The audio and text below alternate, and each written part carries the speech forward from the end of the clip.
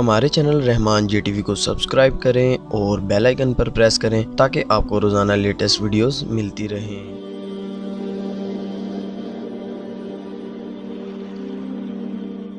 حضرت امام حسین رضی اللہ تعالی عنہ کا نام کل بھی روشن تھا، آپ کا نام آج بھی روشن ہے۔ یزید مر گیا،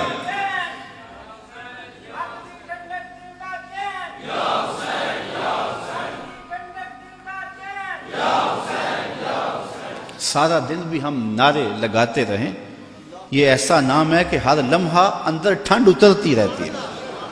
میں کہتا ہوں آج کوئی ہے جو یزید کا نام لیتا؟ یزیدی ہیں، گلی گلی یزید آج بھی موجود ہے، مختلف روپوں کے اندر یزید ہے، لیکن یزید کو اس قدر امام نے بے نقاب کر دیا کہ آج یزیدی بھی یزید کا نام نہیں لے سکتے۔ اگر کوئی یزید کا نام لیتا بھی ہے تو سر جھکا کے لیتا ہے، دائیں بائیں دیکھ کے لیتا ہے، نام لینے سے پہلے شرمندہ، نام لیتے ہوئے شرمندہ، نام لینے کے بعد شرمندہ۔ میں کہتا ہوں کیسا ہے تمہارا لیڈر جس کا نام لیتے تمہیں شرم آتی ہے، اور ہمارے لبوں پہ جب نام حسین آتا ہے سر فخر سے بلند ہو جاتا ہے۔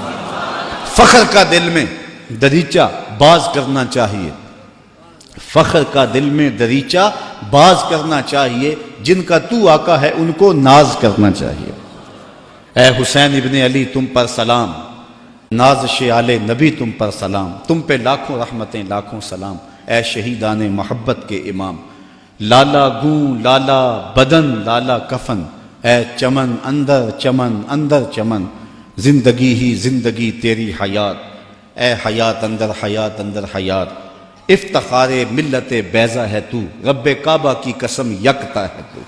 فخر کا دل میں دریچہ باز کرنا چاہیے، جن کا تو آقا ہے ان کو ناز۔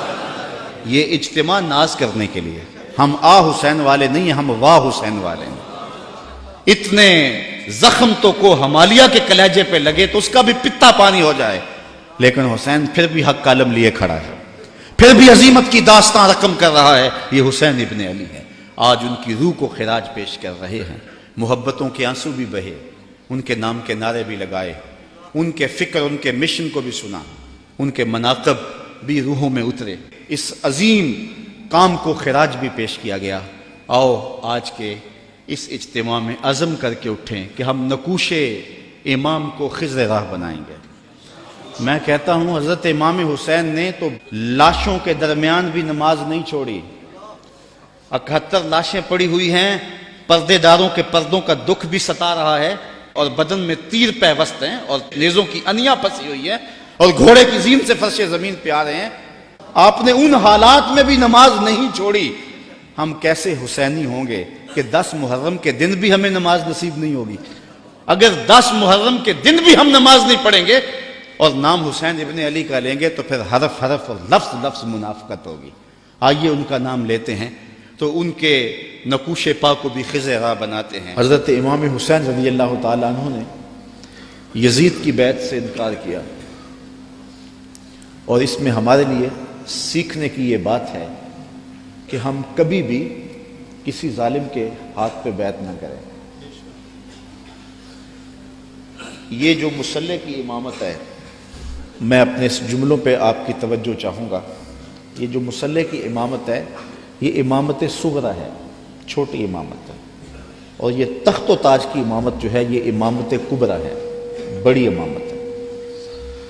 ہم چھوٹی امامت کے بارے میں تو اتنے حساس ہیں کہ اگر کسی کے پاؤں کی انگلیاں بھی اٹھ جائیں تو ہم اس کے پیچھے کہتے نماز نہیں ہوگی۔ اگر کسی شخص کی داڑھی کا سائز چھوٹا ہو تو ہم اس پہ احتیاط کرتے ہیں کہ اس کے پیچھے نماز واجب الاعادہ ہے۔ تو یہاں تو داڑھی کا سائز اور انگلیوں کا لگنا اور اٹھنا بھی دیکھتے ہیں کہ نماز ہے، تو امامت صغرا میں ہماری یہ احتیاط ہے، اور جہاں امامت کبریٰ کا معاملہ آئے وہاں آنکھیں بند کر کے بیٹھ جائیں۔ تو ہمیں سوچنا ہوگا، حضرت امام حسین رضی اللہ تعالی عنہ نے فرمایا تھا وَمِثْلُنَا لَا يُبَايِعُ، یہ نہیں کہا تھا کہ میں یزید کی بیعت نہیں کرتا، کہا میرے جیسا شخص یزید کی بیعت کر کیسے سکتا ہے؟ یزید فاسق مولن تھا، یزید شراب پیتا تھا، مسلمانوں کا قاتل تھا، فاجر تھا، اور امام حسین رضی اللہ تعالی عنہ کی پرورش آغوش نبوت میں ہوئی تھی. تو یزید کے ناپاک ہاتھ میں امام کا ہاتھ کیسے آ سکتا تھا؟ لوگ سر بچانے کے لیے ہاتھ دے دیتے ہیں اور امام نے ہاتھ بچانے کے لیے سر دے دیا. اور تاریخ کربلا کی پڑھیں، آپ کو نیزوں کے اوپر سر نظر آئیں گے، آپ کو گھوڑوں کی ٹاپوں پہ روندے جانے والے لاشوں کا تذکرہ ملے گا، لیکن امام کے ہاتھوں کا ذکر آپ کو کہیں نہیں ملے گا. امام کا سر نیزے کی نوک پہ تھا، لاشیں گھوڑوں نے رون دیے، امام کے ہاتھ کدھر گئے؟ شاید قدرت نے اٹھا لیے ہوں کہ کوئی یزیدی امام کا کٹا ہوا ہاتھ نہ اٹھا لے اور پھر یزید اس ہاتھ کو اپنے ہاتھ میں ڈال کر کے کہے چلو اس طرح ہی صحیح، امام کا ہاتھ تو میرے ہاتھ میں آ گیا. امام کی عظمت کا پہرا رب نے دیا اور ان کی آبرو کا پہرا رب نے دیا. امام حسین کا کٹا ہوا ہاتھ بھی یزید کے ہاتھ میں نہیں آیا.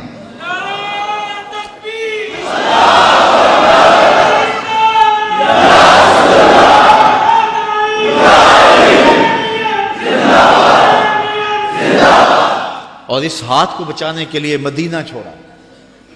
مدینہ چھوڑنا کوئی آسان تو نہیں نا. 8 دن کے لیے حاجی جاتا ہے نا، مدینے میں رہتا ہے، اور جب چھوڑتا ہے تو قیامت ٹوٹ رہی ہوتی. کسی نے پوچھا تھا عمرے اور حج کا ماجرا، تو میں نے کہا تھا کعبۃ اللہ پہ پہلی نظر مشکل ہے اور روضہ رسول پہ آخری نظر مشکل ہے. تو 8 دن رہنے کے بعد وہاں سے پلٹنا قیامت ہوتا ہے.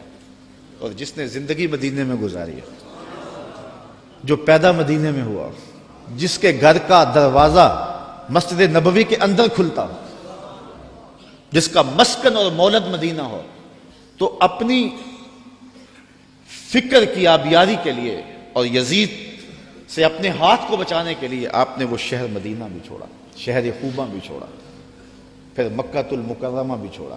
اگر حضرت امام حسین رضی اللہ تعالیٰ عنہ کا مدعا سلطنت کا حصول ہوتا تو اتنے تھوڑے لوگوں کے ساتھ آپ کبھی بھی سفر نہ کریں. ٹوٹل 145 افراد ہیں، بچوں اور خواتین کے سمیت، اور سارا مدینہ آپ کا مرید ہے. طلحہ بن عدی بن حاتم راستے میں ملتا ہے تو 30,000 کا لشکر آپ کی پشت پہ کھڑا ہونے کا اندیا دیتا ہے. آپ فرماتے مجھے یہ بھی قبول نہیں ہے. یزید کا مکروہ چہرہ بے نقاب کرنے جا رہے تھے اور اس شہادت کو چومنے جا رہے تھے جس کی بشارت رسول اللہ نے دی ہوئی تھی. اور پھر بڑھتے گئے اور اٹھنے والے قدم حضرت امام کے پیچھے نہیں ہٹے اور قیامت تک لوگوں کو درس اور سبق دے گئے کہ حق کے لیے جان کا نذرانہ پیش کرنا پڑے تو یہ سودا سستا ہے. آج دین کی قدریں پامال ہوں اور ہم ڈھب سے بات بھی نہ کر سکیں تو میں پوچھتا ہوں کیا حجرہ فاطمہ سے بڑی بھی کوئی خانقاہ ہو سکتی ہے؟ کیا حسین ابن علی سے بڑا بھی کوئی سجادہ نشین ہو سکتا ہے؟ تو جب انہوں نے حق کے لیے اپنا سب کچھ لٹا دیا تو مجھے اور آپ کو اپنی زندگی کی ایک ساتھ کو دین کے لیے پیش کر دینا ہوگا.